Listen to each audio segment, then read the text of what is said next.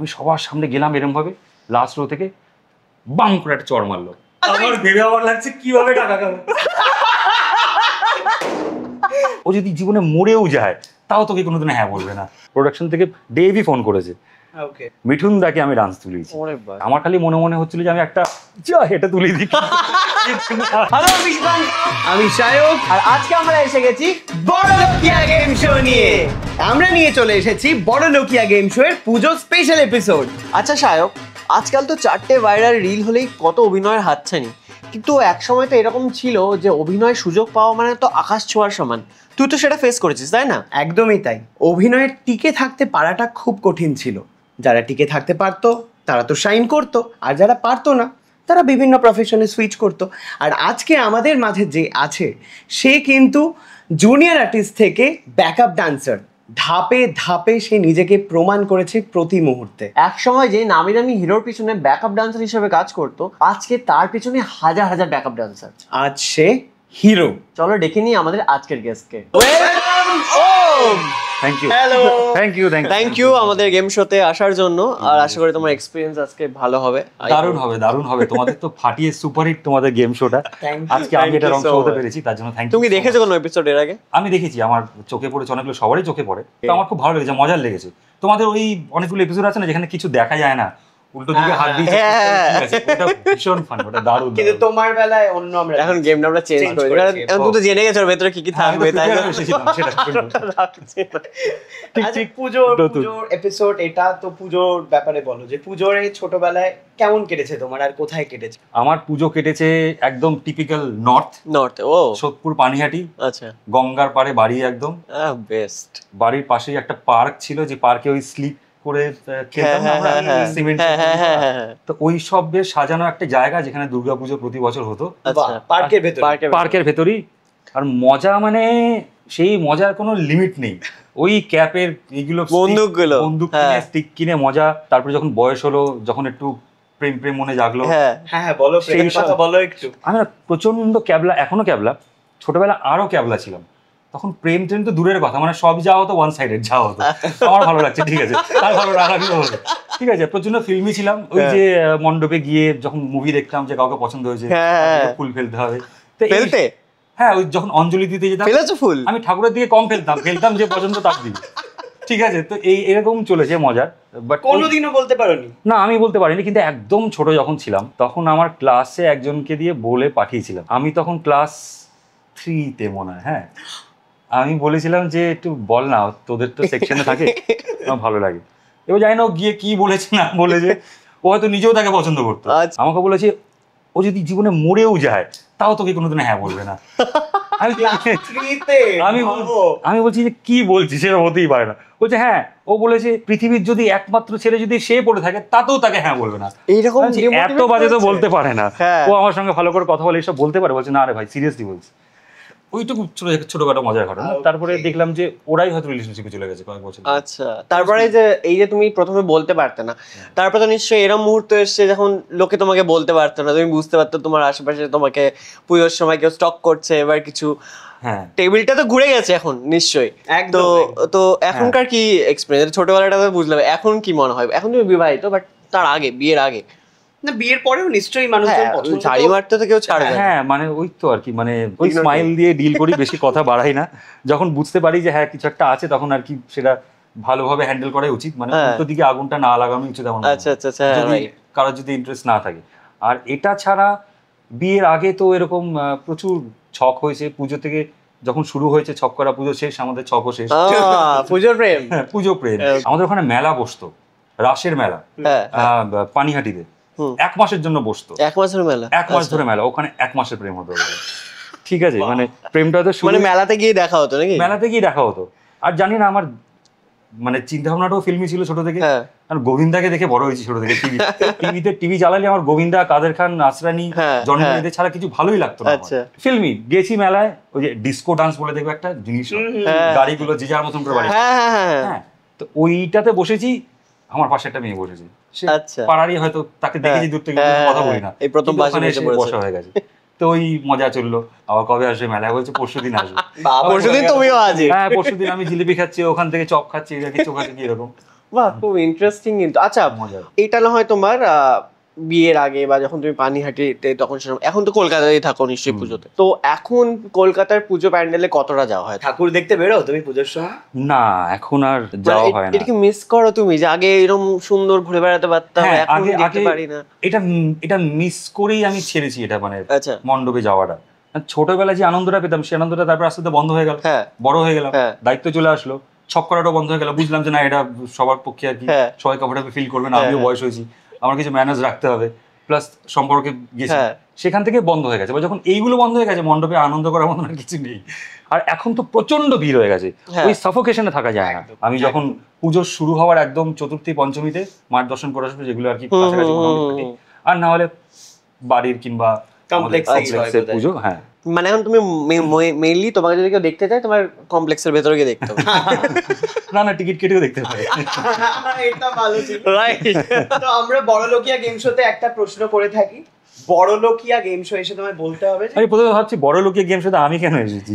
হ্যাঁ এটাই প্রশ্ন, এটাই তো, কিভাবে তুমি বড়লোক justification হয়ে দেবে। উঠলে বলো একটু। এইটাই তো আমার প্রশ্ন, যে আমাকে কিন্তু কেন এই প্রশ্নটাই বা করছে যে বড় লোক কিভাবে হয়ে আরে বড়লোক Definitely. শুধু মানে টাকা পয়সায় নয়, কাজের দিক বয়সে। থেকে না, হ্যাঁ। বয়স না, কাজের দিক থেকে। মানে তুমি তো জুনিয়র আর্টিস্ট থেকে শুরু করেছো, হ্যাঁ, হ্যাঁ। এখন এই জার্নিতে তুমি প্রচুর কাজ তুমি গেইন করেছো হ্যাঁ, নিজের হ্যাঁ, সাথে। হ্যাঁ। তো এই দিক থেকে বড়লোক, এই বা তুমি চাইলে কাজে টাকা পয়সা বাড়ি, হ্যাঁ, মানে কতগুলো বাড়ি গাড়ি এগুলো বলতে পারো। এটা ডুয়াল মিনিং কোয়েশ্চেন।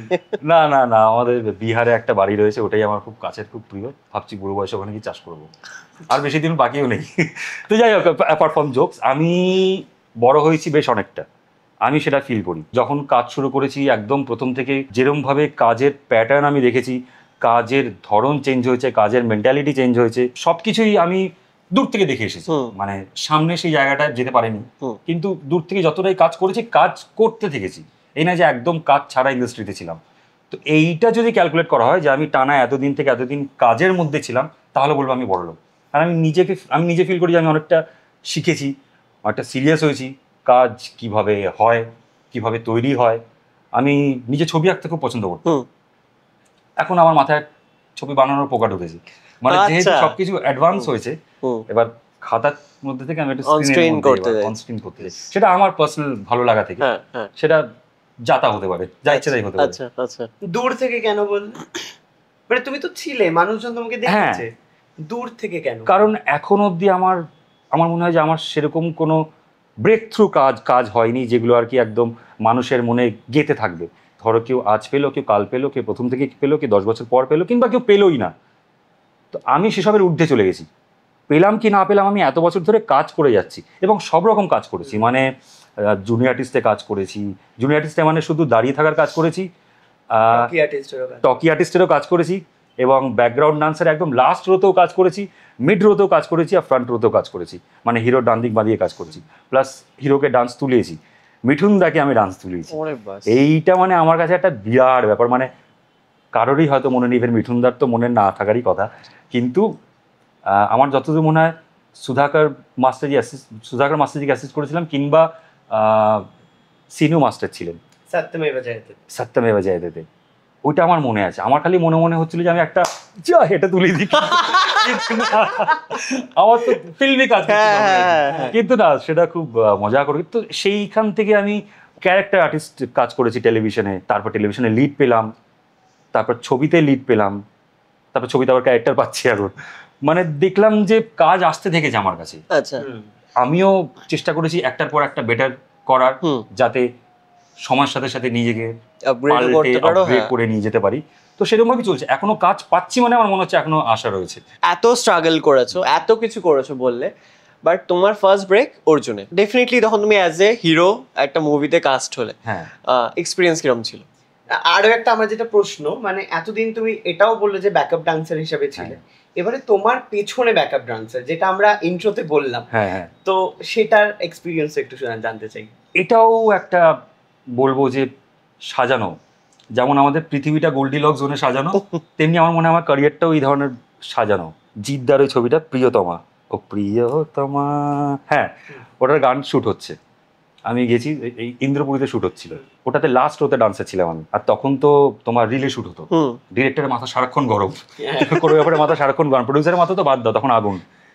ওটাতে গেছি তো জিদ্দা শ্যুট করছে একটা ছোট্ট সেট, তার মধ্যে বার্থডে সেট করা হয়েছে। বার্থডে সেট মানে এত বড় বড় মোমবাতি সেট করা হয়েছে। আচ্ছা। তখন এসি ফ্লোর ছিল না, সবাই তত্তর করে ঘামছে, মানে ডান্সাররা সেকেন্ডে গায়ে ঘামাচি হয়ে যাচ্ছে। আর আমাদের কস্টিউম ছিল ব্ল্যাক স্যুট, মানে 3 পিস স্যুট, 2 পিসও না। আর জিদ্দা তো একটা হোয়াইট স্যুট ছিল, জিদ্দার টাইটেল সংটা হচ্ছে। এবার হয়েছে, সব পারফর্ম করছে, আমি না লাস্ট রোতে লিপসিং করে ফেলেছি। ওই ভেতরে হিরো কাজো কিরায় না, ও থোড়া খেল গিয়া, আমিও ফুল মুডে গিয়ে ও প্রিয় তমা করে দিয়েছি। হঠাৎ দেখলাম কাট, এবার জানি শর্ট কাট আর কি, পিছনে গল্প করছি, এ তুই ইদারা, আমি বলছি কাকে ডাকছে, এ তুই ইউ ইদারা। এবার আমার তো কি ব্যাপার, এরকম রেগে ডাকছে কেন? জিদ্দা দাঁড়িয়ে, স্বস্তিকা দাঁড়িয়ে, ওইদিকে অরুণ জেঠু দাঁড়িয়ে, ফুল ক্রাউড, জুনিয়র আর্টিস্ট, আরো বিভিন্ন অ্যাক্টর সবাই দাঁড়িয়ে। আমি সবার সামনে গেলাম এরমভাবে, লাস্ট রো থেকে বাং করে একটা চড় মারলো, বলে তুই হিরো? হ্যাঁ নেই। তুই লিপসিং কিউ কিয়া? আমি বলছি লিপসিং কিয়া মাস্টার জি মেরে কোই মালুম নেই, তুই বার যাকে ব্যাট। এবার আমি বাইরে গিয়ে বসেছি, কি করলাম এটা, হিরো হতে এসেছিলাম, প্রথম দিনে এত বড় ভুল, আমি আর জীবনে হিরো হতে পারবো না। দেখবে গানটা এখনো শুরু হলে গানটার প্রথম দুটো লাইনে আমাকে দেখা যাবে একদম কোনায়, আমি চিনতে পারবো নিজেকে, আর কেউ চিনতে পারবে না। তারপরে আর গানের মধ্যে নেই। ওই হলো, তার বেশ কিছু বছর পর হরদার একটা ছবি হচ্ছে, সেখানে হিরণ হচ্ছে হিরো, কোয়েল হিরোইন। ছবির নাম হচ্ছে চিরসাথী। আচ্ছা। চিরসাথীতে একটা আইটেম গান হবে, এই প্রথম, তখন মানে বাংলায় তখন হচ্ছে যে আইটেম গানের জন্য একজনকে রাখা হবে। তো আমি তখন বেশ কয়েকটা নন ফিকশন শো করেছি, চুলটুল এত বড় বড় ছিল আমার, মানে লুক ওয়াইজ ডান্স ফান্স করলে মাথা মাথা দিয়ে মারতাম তো, বেশ ভালোই লাগতো। আমাকে ডেকেছে, আমি গেলাম, হরদা হ্যাঁ বল, বাংলা বলতে পারিস? আচ্ছা হ্যাঁ বলতে পারি। পড়তে না, চেষ্টা করছি, এখন পেরেছি, তখন তো হ্যাঁ না, তখন এতটা পারি না, বাট চেষ্টা করছি, হয়ে যাবে। বেশ পাপ্পু, দেখি কথা বল। পাপ্পুদা তা কথা বললে, বলে সব শুটিং রেডি আছে, ওকে। গেছি, শুটিং করতে গেছি, সিনু মাস্টার। আমি সিনু মাস্টারের কাছে গেছি খজরা মেলে, এই মাস্টার হচ্ছে সেই মাস্টার जी। मास्टर जी हाँ बोल, मैं लिपसिंग दूँ? मास्टर जी देख ले, अरे यार तू अभी भी दिल पे रख के बैठा है, तू हीरो है यार, तू ही लिपसिंग करेगा, चल। আমি বলছি যে মনে রেখেছি এখনো মাস্টার জি, আমি তো খজরামো করে বলতে গেছিলাম। 3 দিন ধরে গানের শুট হয়েছে, তখন এরকম হতো, 3 দিন কি 4 দিন গানের শুট হতো, 3 নাইট শুট, খুব যত্ন করে বানানো হতো। আর 3 রাত্রি ধরে শুট হয়েছে, কাদার মধ্যে একদম, ওই আমাদের স্টেডিয়ামে শুট হয়েছিল হয়তো। তারপরে সব ছবি টবি করে চলে এসেছি, এবার ছবি রিলিজ হবে বেশ কয়েক বছর পর।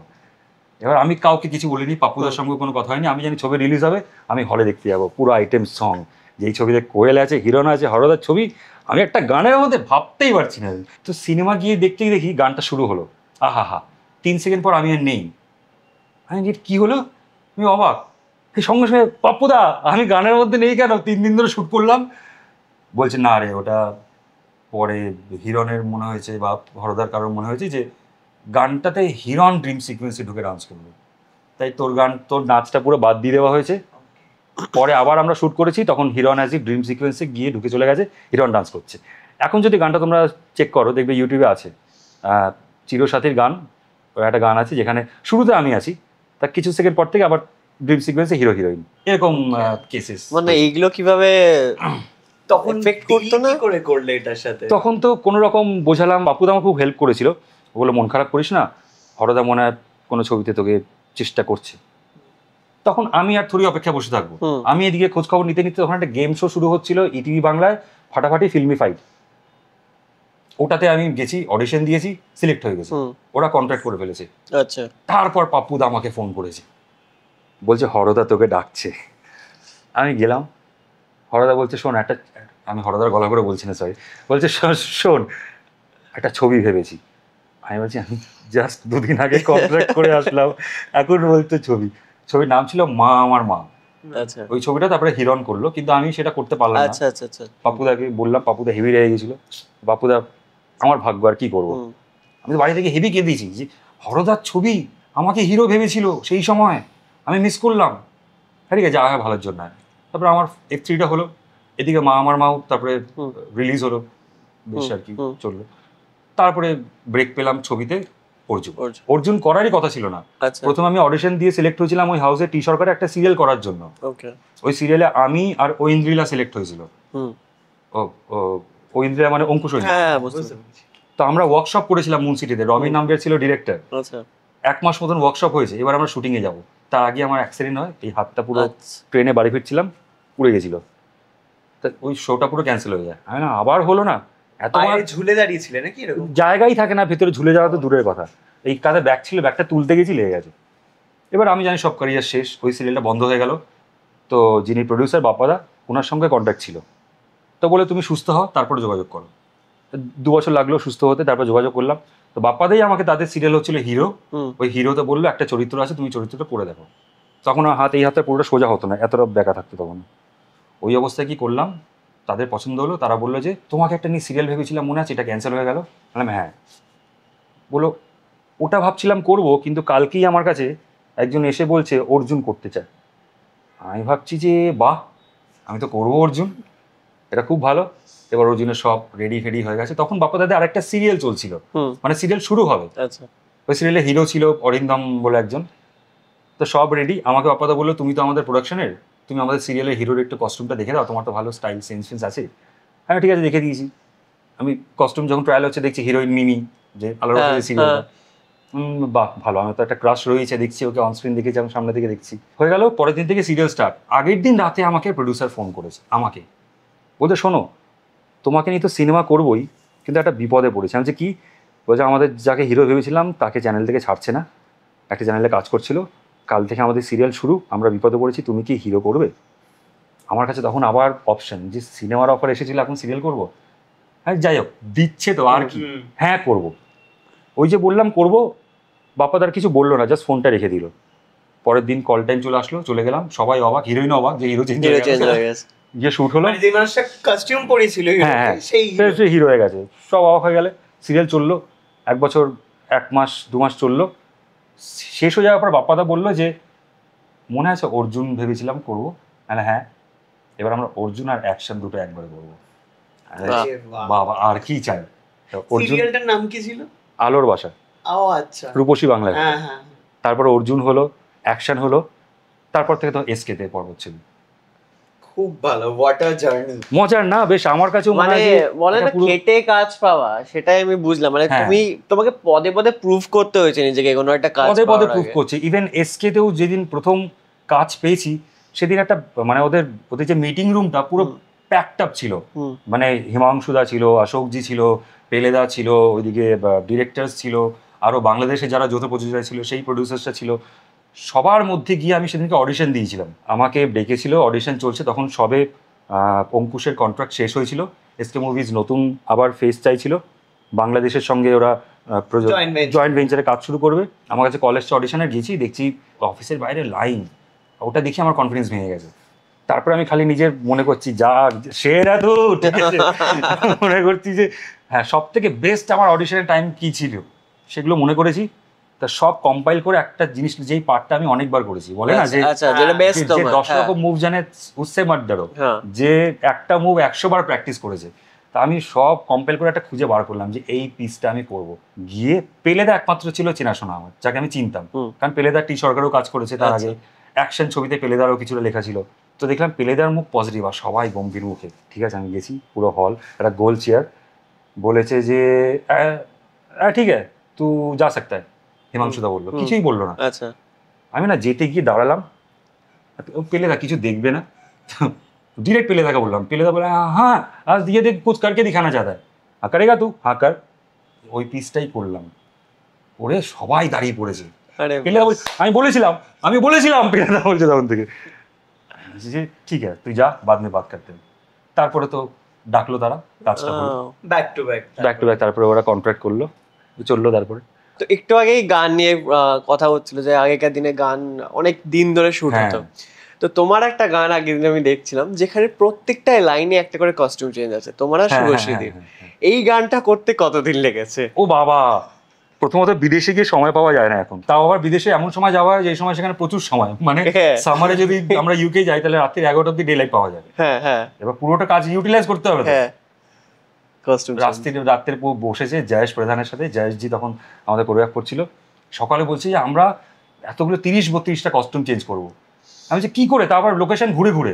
হ্যাঁ হ্যাঁ, মানে প্রত্যেকটা লাইনে ট্রানজিশন হচ্ছে আর জামা চেঞ্জ হচ্ছে এরকম করে। একটা আমাদের প্লাস পয়েন্ট ছিল যে তখন সামার, রাত 11টা অবধি ডে লাইট, আমরা প্রায় 10টা অবধি শুট করেছি। একদিনে হয়ে গেছে পুরোটা? একদিনে। আচ্ছা, এই গানটা কি কোনোভাবে তোমার ওই গিনিস ওয়ার্ল্ড রেকর্ডে? বুক অফ ওয়ার্ল্ড রেকর্ডে। আচ্ছা, ওই কস্টিউম চেঞ্জের maximum costume change in a song. Okay okay, দারুণ দারুণ সব গল্প। আমাদের আড্ডা তো চলতেই থাকে, বাট চলে যাবো আমাদের ফার্স্ট রাউন্ড, সব পার্ট প্রেজেন্ট ইচিং বিচিং।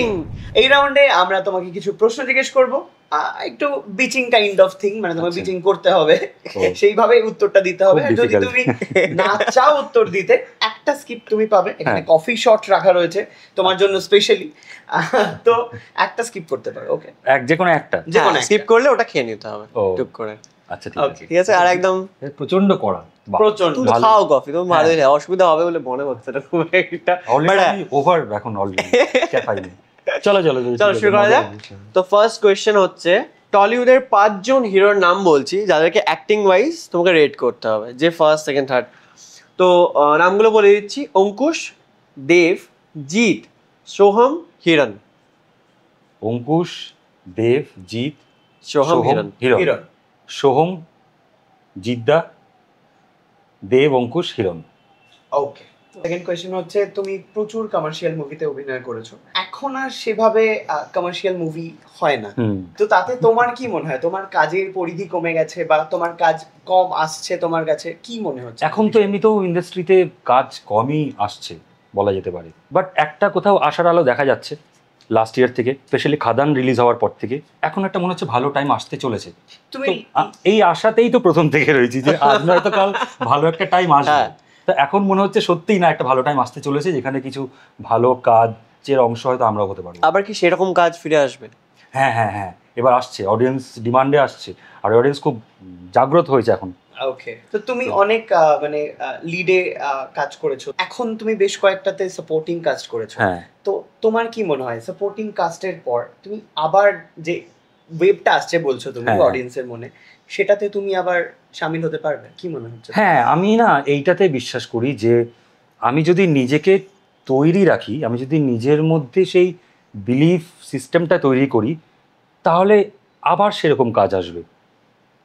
ঠিক যেই সময় আমাকে অন্যান্য চরিত্রে কাস্ট করা হচ্ছে, সেই টাইমটা মেবি আমি ওই চরিত্রে কাস্ট হওয়ার জন্যই নিজেকে ওরকম সময় রেখেছি। আর যখন আমি কোনো চরিত্রে লিডে পাচ্ছি, মানে আমাকে ঘিরে কোনো গল্প, তাহলে সেই সময় নিশ্চয়ই আমি নিজেকে সেরকমভাবে তৈরি রেখেছি, কারণ এটাও আমাকে তো কাজ করেই শিখতে হয়েছে।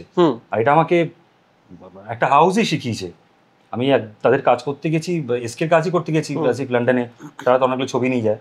তো একটা কাজে তারাই আমাকে হিরো বানিয়েছে, একটা কাজে তারাই আমাকে চরিত্র বানিয়েছে। বাহ, এই যে রিসেন্টলি যেটা 18খানা মুভি, না হ্যাঁ তার মধ্যে তো আমি খালি প্রথম প্রশ্ন করেছিলাম যে তোমরা আমাকে ফার্স্ট বেঞ্চে বসে তোমরাই লাস্ট বেঞ্চে বসাচ্ছ, মানে আর অভিমান থেকে বলেছিলাম, মন খারাপ থেকে। তো বললো না ঠিক আছে কর না, কাজ দিচ্ছে এই অনেক। হ্যাঁ ঠিক, কথাটা তো ঠিক। তারপরে করলাম, তারপর থেকে মনের মধ্যে ঢুকে গেছে যে না, কাজ পাচ্ছি এই অনেক, সত্যি তো। তারপর থেকে কাজ যেটা পাচ্ছি সেটাই করছি। ওকে, মানে ইন্ডাস্ট্রিতে কি টিকে থাকাটাই মেন, টিকে থাকাটাই হচ্ছে মেন। হারিয়ে গেলে যেভাবে হোক টিকে থাকতে হবে। Out of sight is out of mind. একদম। তো দর্শক তোমাকে বিনোদিনীতেও দেখেছে, যেখানে তুমি অভিনয় করেছো খুব ভালোভাবে। তো কিরকম এক্সপিরিয়েন্স, কিরকম মানে রুক্মিণীদির সাথে কাজ করার? আমার তো দারুণ এক্সপিরিয়েন্স। প্রথমত দেব প্রোডাকশন যখন কাজ হচ্ছে, ওটা একটা বড় ফ্যাক্টর। তারপরে এত বড় করে মাউন্ট করা হচ্ছে একটা ছবি, এরকম একটা হিস্টোরিক্যাল ক্যারেক্টার, সব কিছুর মধ্যে নিজেকে মানে আমি যেটার অংশ হতে পেরেছি, এটাই আমার কাছে তখন অনেক ছিল। বলছি না আমি নিজেকে এখন আমি যেটা জিজ্ঞেস করতে চাইছি সেটা হচ্ছে যে মানে তুমি হিরো হয়ে যেই ট্রিটমেন্ট পেয়েছো, সাপোর্টিং কাস্টে কি ট্রিটমেন্টে কোথাও হেরফের হয়? হ্যাঁ, একটু তো হেরফের হয়। তখন খারাপ লাগা কাজ করে কোথাও? এখন আর কাজ করে না, হয়তো অল্প বয়স হলে খারাপ লাগতো, এখন একটু বয়স হয়েছে, তো বয়স হয়েছে মানে অভিজ্ঞতা একটু আগের থেকে বেড়েছে, তাই এখন আর খারাপ লাগে না। এখন খালি কাজ হিসাবে ভগবানকে ঢাকি যে এই যে কাজটা আসলো, এটাও তো নাও আসতে পারতো, ঠিক আছে আমি এইটার দ্বারা পরের কাজটা চেষ্টা করবো বেটার কিছু পাওয়ার, এবং সেটা হচ্ছেও ডেফিনেটলি। বিনোদিনীর কাজটা আমার কাছে এসেছে, মানে আমি ভাবতেও পারিনি যে বিনোদিনীতে আমাকে কাস্ট করা হবে। আর বিনোদিনী অ্যানাউন্স করেছিল অনেক অনেক 1 বছর আগে প্রায়। থিয়েটারে অফার এসেছে, থিয়েটারও করছি তখন। নাইজেল একটা থিয়েটার করছিল অটিস্টিক চাইল্ডদেরকে নিয়ে, বাচ্চাদেরকে নিয়ে একটা থিয়েটার, সেখানে আমি আর দেবলিনা পারফর্ম করেছি। ওটার বেশ 6-7খানা শো করেছি আমরা। ওটার শো করতে করতে ওখানে আমি একটা কৃষ্ণর চরিত্রে প্লে মানে একটু আরবান কৃষ্ণ এরকম আর কি, আবার সেই কৃষ্ণ। হ্যাঁ, তখনই আমার কাছে ফোনটা আসে ওই কাজে। আচ্ছা, বিনোদিনীর মানে ওইটা দেখেই সামহাও, জানি না ওটা দেখার তো কথা না, থিয়েটার চলছিল। আচ্ছা, হ্যাঁ, কিন্তু সামহাও এটা তুমি যদি আধ্যাত্মিক ভাবে কোথাও যদি জয়েন করো তাহলে সেটাও হতে পারে যে সেই সময় আমার কাছে ওই কাজের অফারটা আসলো। এবার যখন অফার এসেছে যে দেব প্রোডাকশন থেকে, দেবই ফোন করেছে। ওকে, তো ফোনটা ছিল মিমির কাছে। তা আমি ইন্টারভিউলে বেরিয়েছি, মিমি বলছে দেব ফোন করেছে। আমি বলছি তাই নাকি, দাঁড়াও এটা পার্টটা শেষ করি, কনসেন্ট্রেট করতে পারবো না। তবে কল ব্যাক করলাম, বললো যে বিনোদিনীর জন্য ভাবছি, চলে এসো। গেলাম, বিনোদিনী হলো, বিনোদিনী করছি, বিনোদিনী রিলিজ হয়ে গেছে, প্রমোশন চলছে, তখন আবার দেবের ফোন যে রঘু টাকাদের জন্য ভাবছি। আমি বলছি জি বাবা, এরকম ভাবেই হয় নাকি, মানে জব আতা হ্যায় ছাপ্পর ফার কে আতা। হ্যাঁ, তো তাই এখন আমার মনের ওই চিন্তাটাই নেই যে আমি লিড করছি না হিরো করছি না ভিলেন করছি। বড় বড় কাজের সঙ্গে যুক্ত হতে পারছি, এটাই অনেক। কারণ এখন একটা ইন্ডাস্ট্রির শিফট হচ্ছে, শুধু ইন্ডাস্ট্রি শিফট হচ্ছে বললে হবে না, আর্থ শিফট করছে, নিউ আর্থ হচ্ছে, ঠিক আছে? তো সব মিলিয়ে মনে হচ্ছে যে যেভাবে টিকে থাকতে হবে এখন, তারপরে পরেরটা তো করে নেব। একদম। তো তুমি এতদিন ইন্ডাস্ট্রিতে কাজ করেছো, প্রচুর হিরোইনদের সাথে কাজ করেছো, তো তাদের মধ্যে কার সাথে অ্যাক্টিং করে, কিরকম অ্যাক্টিং করে, আবার তোমাকে একটা রেটিং দিচ্ছি তোমাকে। সো লিস্টটা হচ্ছে শুভশ্রী, শ্রাবন্তী, রুক্মিণী, নুসরাত ফারিয়া আর নুসরাত জাহান। তুমিই তো বলে দিলে। না না, আমি কেন, তুমি আচ্ছা আমি তাহলে ঘুরিয়ে বলছি, তোমার যেটা লাইন আছে ওটাই আরেকবার বলা। আমি আবার বলছি, ঠিক আছে। রুক্মিণী, চেঞ্জ করে দিলে। রুক্মিণী, নুসরাত ফারিয়া, শ্রাবন্তী, নুসরাত জাহান, শুভশ্রী। দাঁড়াও, নিজেই আগে সাজিয়ে বলেছিল। হ্যাঁ, ওটাকে বলছি, আমি বলছি দাঁড়াও, এবার তো একটু মনে করতে হবে। শুভশ্রী, শ্রাবন্তী, তোমার হচ্ছে রুক্মিণী, নুসরাত ফারিয়া, নুসরাত জাহান। ওকে। টলিউডে তুমি খুব ভালো ডান্সার হিসেবে সবাই জানে, খুব ভালো ডান্স করো তুমি। বেস্ট ডান্সার কে তোমার মতে, মানে তুমি ছাড়া? অঙ্কুশ ভালো ডান্স করে, সেটা আমরা সবাই জানি। আর সব থেকে খারাপ ডান্স? সব থেকে ডান্স তুমি দেখেছো আর ভাবছো? সোহমদা একটু ডান্সে একটু সোহমদার অসুবিধা আছে, মানে আমি এটা মজা করেই বলছি। সোহমদার সঙ্গে কাজ করেছি, সোহমদা আমার বড় ভাইয়ের মতো। সোহমদার একটা প্যাটার্ন আছে ডান্সের, আমার পার্সোনালি দেখতে খুব মজার লাগে। মানে সোহমদা কোরিওগ্রাফারের মতন পারফর্ম করবে না। সোহমদা কোরিওগ্রাফার দেখাবে একরকম, আর সোহমদা যখন সেটা নিজের মতন করে পারফর্ম করবে, আমার যেন সোহমদারটাই দেখতে ভালো লাগে। তুমি সোহমদার গানগুলো দেখবে, ওই যে বাড়িতে দোকানে, ওই গানে সবাই যখন মারছে দেখবে, আর সোহমদা যখন একটা এরকম করে মারছে, আলাদা ব্যাপার আছে কিন্তু। আচ্ছা, সোহমদা তোমার বড় ভাইয়ের মতো বললে, এই জন্যই কি তুমি ফার্স্টে রেখেছিলে অ্যাক্টিং এর দিক থেকে? না, আমি সোহমদার ছবি হলে গিয়ে দেখে কেঁদেছি। প্রেম আমার, আমি হলে গিয়ে দেখে রীতিমতন কাঁদতে কাঁদতে বেরিয়েছি। নবীনাতে প্যাকড আপ লোক, তখন ওইসব, আর তখন আমার বয়সটাও তখন ওরকম, ব্রেকআপও চলছে তখন, সব মিলিয়ে মানে অদ্ভুত। কার সাথে ব্রেকআপ বলে দাও একটুখানি শুনি। এটা তো জানি না, মানে ওমদার ব্যাপারে আমরা কোনো গসিপই জানি না, কার সাথে ব্রেকআপ হয়েছিল? গসিপ নেই, তাই গসিপ জানো না। একটা কবিতা পেয়েছি, বলো বলো। তখন কি ব্রেকআপ চলছিল নাকি, কি না কার সাথে মনে নেই। চলছিল কিন্তু কার সাথে, কে মনেই নেই সেটা। না, একটা না, ইন্ডাস্ট্রি বাইরেই ছিল, মনে নেই সিরিয়াসলি। ঠিক আছে, মনেই নেই। প্রেম আমার এতটাও পুরনো নয়, তুমি অভিনয়টা মনে রেখেছো। আর না, প্রেম তখন অ্যাজ ইফ একটা দুটো হয়তো চলছিল, সেটাও হতে পারে, একসাথে একটা দুটো হতে পারে সেটা। আরে তখন আমি প্রচন্ড সেই বয়সে, একদম একদম পুরো প্রেম যে করেছে সে তো। কিন্তু তখন আর একটা হয় না যে এখন যে ট্রেন্ডটা এসেছে, দেখবে সাইয়ারা দেখার পর যাদের গার্লফ্রেন্ড নেই, বয়ফ্রেন্ড নেই, তারাও হয়তো কাঁদছে। হ্যাঁ, তো একটা ওরম ফিলে চলে গেছিল প্রেম আমার। তারপর অমানুষ, পরপর আমার সোহমদা, আমি বিরাট ফ্যান সোহমদা। তো তুমি ইনস্টাগ্রামে কাকে স্টক করো, মানে যার প্রোফাইল মনে হয় যে এটা খুব ভালো, এরকম যদি আমি করতে পারতাম? আমি এখন সবারই, যার দেখি খুব সুন্দর সেজে গুজে ছবি তুলে পোস্ট করেছে, আমার মনে হয় যে কি করে করলো, এত সেট আপ কি করে পেলো, এত ভালো ডিওপি কি করে পেলো, আমাকে কেন ছবি তুলে দেয় না। ঠিক আছে, আমি এরকমই দেখি, মানে পার্টিকুলারলি কারোর প্রোফাইল আমি ঢুকে দেখি না, যারটাই পছন্দ হয় তারটাই। স্পেশালি তোমারটাও দেখেছি আমি, এত ভালো ছবি, ব্যাক টু ব্যাক ছবি, ওই যে ওর ছবি, অনন্যার ছবি, তোমারও ছবি। আমার খুব একটা থাকে না, ওদের দুজনেরই থাকে। আমার চোখের সামনে যারটা আসে ভালো লাগে তার আমি খুলে 2-3টে আগে দেখে নিই যে বা ভালো শুট চলছে, তো কিভাবে শুটটা চলছে এরকম আর কি। টিপিক্যালি কাউকে একজনকে করে করা হয় না। ইনস্টাগ্রামে আমি গেছিলাম, তোমার লাইক কাউন্ট গুলো হাইড করা কেন? সেটাও না, এখন ট্রেন্ড চলছে বলে আমি হাইড করেছি। তাও দেখবে আমি ভুলে যাবো হাইড করতে, পোস্ট করার পর বিন্দাস বসে আছি, হঠাৎ মনে পড়লে হাইড করে নি তো তাড়াতাড়ি তখন হাইড করতে হয়। এইটা এখন হচ্ছে, এটাও আমি অনেক পরে শিখেছি। তার আগে দেখেছি সবাই হাইড করে দিচ্ছে, আমি বলছি হাইড করা কি খুব দরকার? এটা ভাবতে আমার কয়েকদিন লেগেছে। তারপরে দেখছি না, হাইড না করলে দেখাও যাচ্ছে এত কম ভিউ, সেটাও একটা লজ্জার বিষয়। না তাহলে এটার জন্যই সবাই হাইড করছে। তারপরে সেটা নিয়ে বড় বড় অ্যাক্টর আর্টিস্ট যারা আছে তাদেরকে স্টপ করলাম বলিউডে, তারাও হাইড করেছে, তার মানে আমি ঠিক করেছি, তাহলে করাই যায়। সবাই ইনস্টাগ্রামে আজকাল ফলোয়ার কেনে, মানে আমি তো দেখেছি ইভেন আমাদের ইন্ডাস্ট্রিতে অনেক অ্যাক্ট্রেসদের প্রোফাইলে মিলিয়নস অফ অ্যাক্টরসও রয়েছে, অ্যাক্টরেরও রয়েছে, হ্যাঁ, কিন্তু রিচ ডেফিনেটলি নেই। তোমার কাছেও ডেফিনেটলি এরকম অপশন এসেছে যে তুমি ফলোয়ার কিনবে, হ্যাঁ, তো সেগুলোতে তোমার মনে হয় যে না আমি এগুলো কিনে আমি দৌড়ে ওদের ভিড়ে শামিল হব? আমার ওই টাকায় প্রোটিন পাউডার কিনবো আমি, ঠিক আছে, আমি ওই টাকায় ফলোয়ার্স কিনবো না। তার চেয়ে আমার ফলোয়ার্স এত বছর পরেও আমার কিন্তু একদম ফলোয়ার্সই নেই ইনস্টাগ্রামে। কিন্তু তুমি যদি মাইনিউটলি ভালো করে দেখো, আমি নিজেই চেক করে দেখি যে রিচ কতটা, তখন দেখি যে এখন যাদের মোটামুটি অ্যাবভ 300-400K কিংবা নিয়ার টু 1 মিলিয়ন কিংবা 1 মিলিয়ন 2 মিলিয়ন ধরো, তাদের রিসেন্ট ছবিগুলো যখন আমি একটু রিসার্চ করে দেখি, তো এই অডিয়েন্স এঙ্গেজমেন্ট দেখি সেম, কমেন্টস হয়তো ঘুরে ফিরে 20-30টা কিংবা বড় জোর 100তে গেল, আমারও তো অডিয়েন্স এঙ্গেজমেন্ট সেরকমই হচ্ছে, মেবি ফলোয়ার্সটা সেরকম নেই। তো আমার ওইটা কোনোদিনও প্রয়োজনই পড়েনি যে আমি ফলোয়ার্স কিনবো। আমি কিন্তু প্রচুর ব্যাক টু ব্যাক প্রশ্ন করছি, এগুলো একটা আর প্রশ্ন ছিল না, কথা বলতে জাস্ট না করো আমার তো ভালো লাগে। তোমার মতে তোমার নেক্সট জেনারেশন তাদের মধ্যে কাকে তুমি হিরোইন হিসেবে পেতে চাও, মানে এর সাথে কাজ করতে চাই আমি? নতুন বেশ ভালো অনেকেই কাজ করছে, কিন্তু কারা?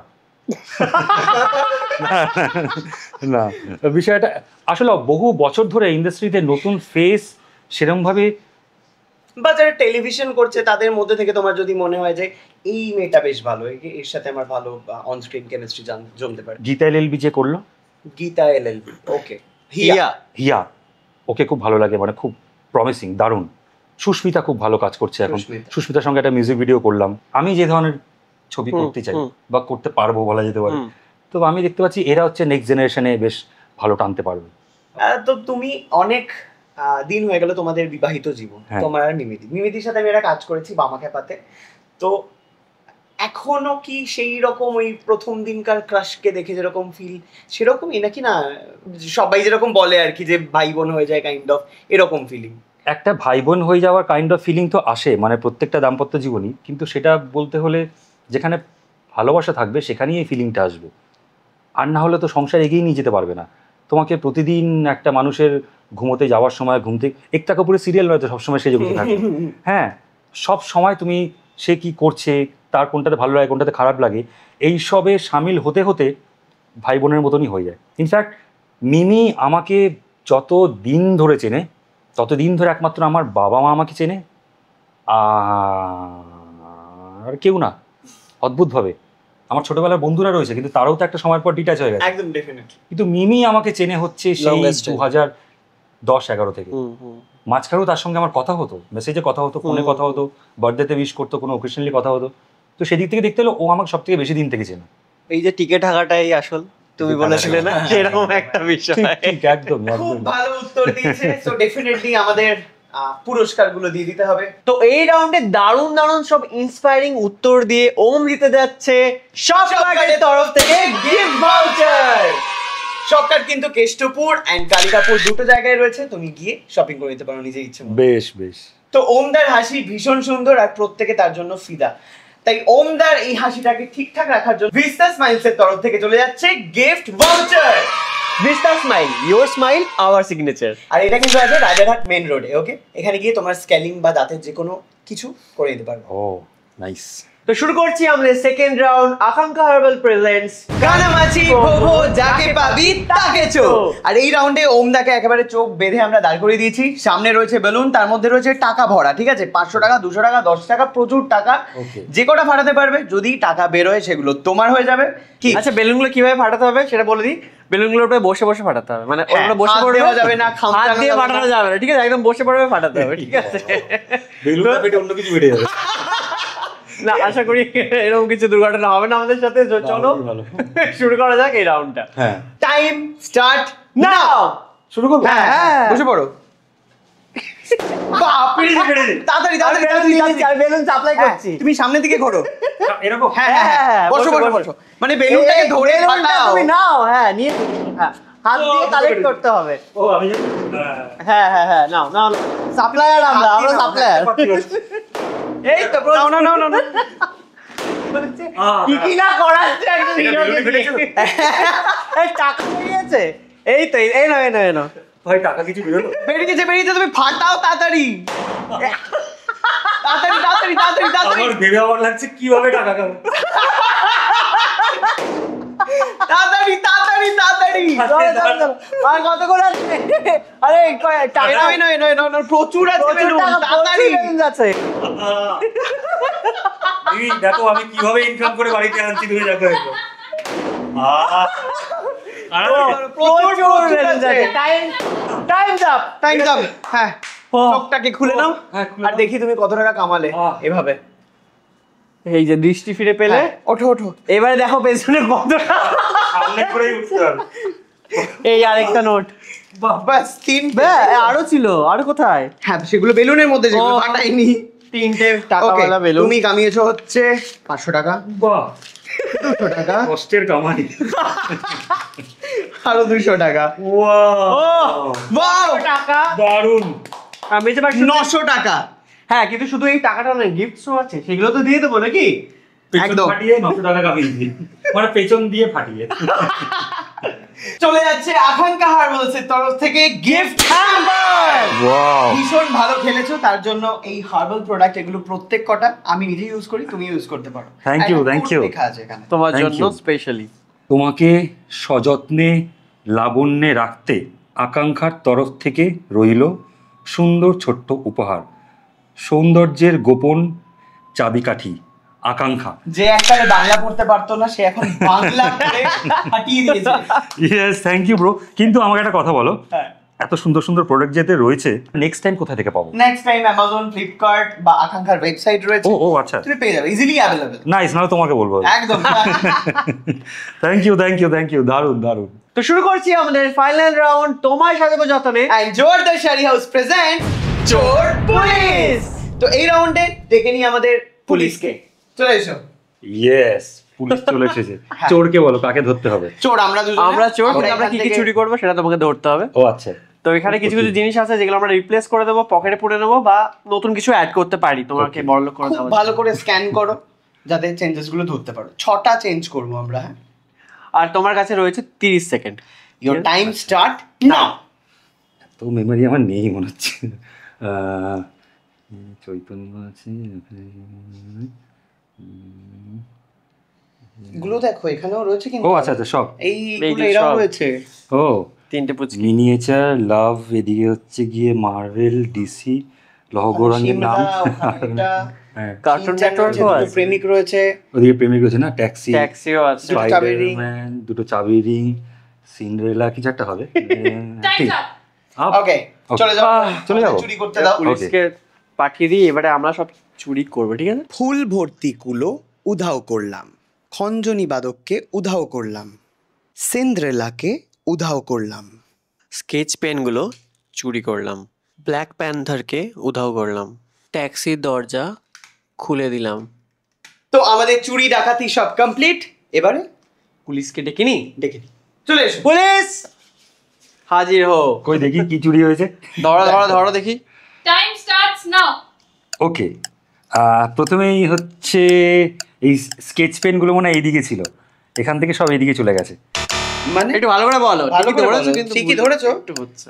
এই স্কেচ পেনগুলো সব এক গুচ্ছ এখানে ছিল, এখান থেকে এখানে গেল, আর একটু বেড়েছে, এতগুলো ছিল না। আচ্ছা, ওকে। তাই কি? আচ্ছা, আর হচ্ছে এই লহগোরাঙ্গের নামে একটা কাস্ট মিসিং, ঠিক আছে, এটা একটা হলো দুটো, ঠিক আছে। এইটা তো এইটা এখানে ছিল, এই যে ও ট্যাক্সির দরজাটা খোলা। ওকে, 3 নম্বর হয়েছে। আরো ছোট ছোট জিনিস একটু নোটিস করো। হ্যাঁ, এখানে একটা ফুলের বাটি ছিল, ওকে, হ্যাঁ ওর মধ্যে ওই Okay. ফুল ছিল, হয়ে গেল। এখানে মনে হচ্ছে একটা ব্যাটম্যান ছিল, ব্যাটম্যান ছিল কি? ব্ল্যাক প্যান্থার, Panther, হ্যাঁ হ্যাঁ okay. হ্যাঁ হয়েছে। আর কি আর একটা তাড়াতাড়ি শেষ হয়ে যাবে। সিন্ড্রেলা বলেছিলাম না, এখানে একটা সিন্ড্রেলা ছিল না? কোনখানে? এখানে? এইখানটা। ও একা ছিল Time's ওখানে? up. Times up. ওকে, আমরা ধরে নিচ্ছি সিন্ড্রেলা ছিল, এখানটা কিন্তু নয়, এইখানটা ছিল, তুই এটা পারোনি। আচ্ছা। স্কেচ পেন গুলো এটা এখানেই ছিল, এখান থেকে উধাও হয়ে গেছে, এখানে এখানে অনেক ছিল, সেটা নেই। ও জাস্ট চুরি করে নিয়েছি। পপ আউট হয়ে গেছে, কালারগুলো মনে নেই আমার। হ্যাঁ। আর হ্যাঁ। ট্যাক্সি দরজা খুলে গেছে, ঠিক ওটা ধরেছো, ঠিক আছে। এখানে ব্ল্যাক প্যান্থার ছিল, গায়েব হয়ে গায়েব হয়ে গেছে। গেছে। বলেছো লহ গৌরাঙ্গর কাস্ট একটা কাস্ট মিসিং আছে, হ্যাঁ। কুলো মিসিং বলেছো, ফুল হ্যাঁ, সমেত। হ্যাঁ হ্যাঁ তো 6টার মধ্যে 5খানা চেঞ্জ কিন্তু একদম ঠিকঠাক ধরে ফেলেছে ওমদা। সো হ্যাঁ। গিফট তো দিতেই হবে। ওয়াও, আমি হলাম প্রমোশন হবে একটা। গিফট দাও। তো এই রাউন্ডে ফাটাফাটি খেলে ওম জিতে যাচ্ছে তোমায় সাজাবো যতনের তরফ থেকে 24 carat gold plated bracelet. Thank you আর তোমায় সাজাবো যতনে কিন্তু কাঁচরাপাড়া, কেষ্টপুর দু জায়গাতেই রয়েছে, তোমরা চাইলে শপিং করতে পারো ওখানে গিয়ে। চলে যাচ্ছে জোয়ারদার শাড়ি হাউসের পক্ষ থেকে একটা পাঞ্জাবি। জোয়ারদার শাড়ি হাউস কাঁচরাপাড়া এবং শান্তিপুর দু জায়গায় রয়েছে। বিয়ের কেনাকাটা থেকে পুজোর কেনাকাটা সব মন খুলে করতে পারো। আচ্ছা, সামনে কিন্তু পুজো, তুমি দেখো তোমার পছন্দ হয়েছে কিনা। হ্যাঁ।